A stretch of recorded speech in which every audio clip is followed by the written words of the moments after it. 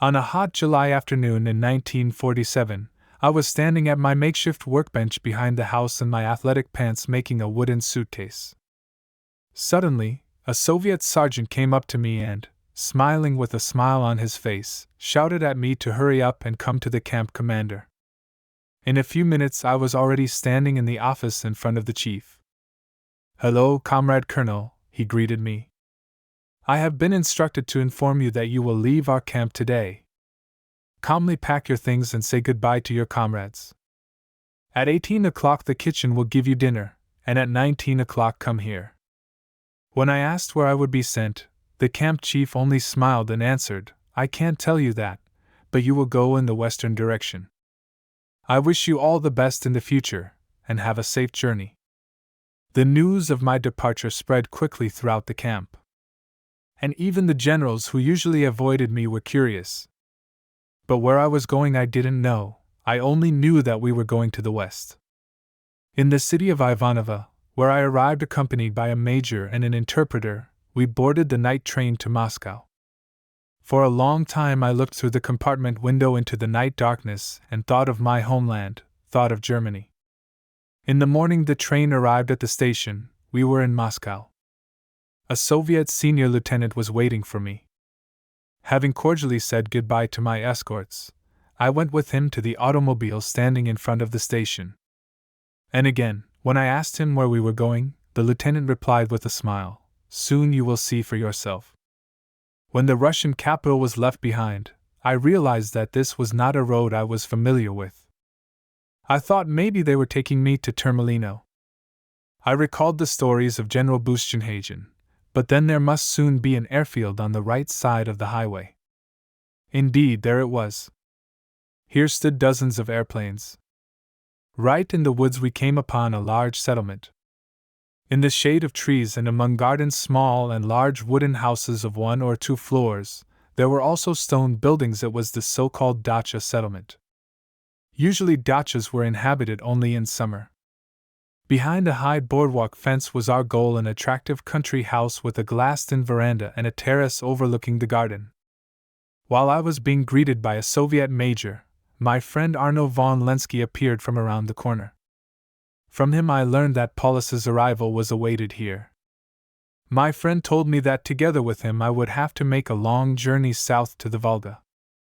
What are we going to do there? The population of the city will not be very happy about the arrival of the officers of the 6th Army. But my friend took out a book called The Battle of Stalingrad. It's a script by a Soviet director. He wants the German side to be portrayed in the movie in a proper, unadulterated way. I've already looked at the script and tomorrow we'll read it together. In Stalingrad we will be present at the shooting in the open air. Then the shooting will be done in Moscow. And in about a week the shooting of the movie will begin in Stalingrad. A few days later we were sitting on a fast train to Stalingrad. We were approaching the goal of our journey. To the left and right of the railroad lines stretched the former battlefield. Not all the ruins had been removed yet. Mountains of iron and steel, broken cars, burnt-out tanks, guns with torn barrels reminded us of the fierce fighting. In the settlement of Gumrak, where our airfield was, there were many new houses, and the airfield itself worked again. The big city was still bleeding with 1,000 wounds, but new life was breaking through everywhere. Terrible memories came back to life in me. I imagined tens of thousands of wounded, sick and starving soldiers of the 6th German Army, stacks of corpses frozen in the frost, which did not want to accept the frozen, as iron, the ground. I remembered the terrible days and nights between hope and annihilation, the last hours of the tragic finale. But it was not only this that depressed me. In a completely different way than 5 years ago, I felt the enormous guilt that we Germans had taken upon ourselves by starting the war and coming into the Soviet country, killing and destroying. Seeing the city on the Volga emerging anew from the ruins, I renewed my solemn vow to do my utmost to ensure that eternal friendship would reign between the German and Soviet peoples. In the following days we sometimes had the opportunity to explore the city and the immediate surroundings. At the large factories in the northern part of the city, especially at the tractor factory, production was already in full swing again. South of the Tsaritsa River, the central street was newly built. On the steep bank of the river rose the white building of the theater. Streetcars were running. Cinemas, libraries, schools, and hospitals opened their doors. Everywhere the ruins were being blown up, piles of garbage were being removed, and new apartment buildings were being built in their place. Lenski and I wanted to see more, to talk to people. The opportunity to do so presented itself in the afternoon during long walks with our escort and interpreter. First of all, we were interested in the place where the 62nd Soviet Army under the command of General Chukov fought so steadfastly and fiercely. A small incident showed that the spirit of the Soviet fighters is still alive. On a high bank of the Volga, not far from a bombed and burned oil storage facility, we saw a man working with a shovel. He realized that we were former German officers and spoke to us.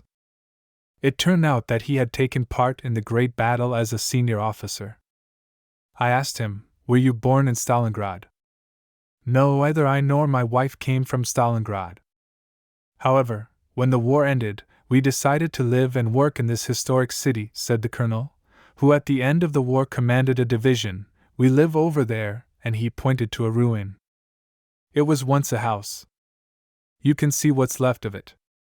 That's where we lived sometimes during the war. My wife and I settled there temporarily, and here we are building a new house from the material lying around.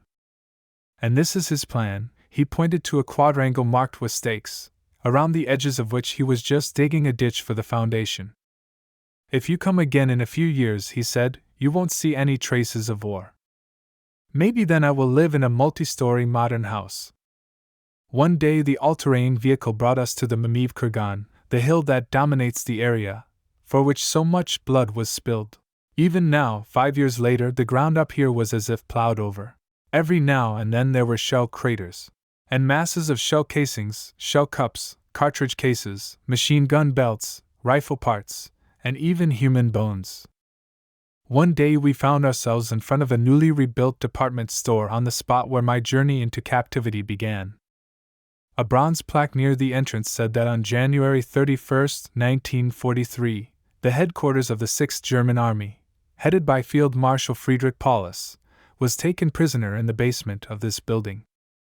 In the open space in front of the department store, the part of the filming which we were to advise was taking place.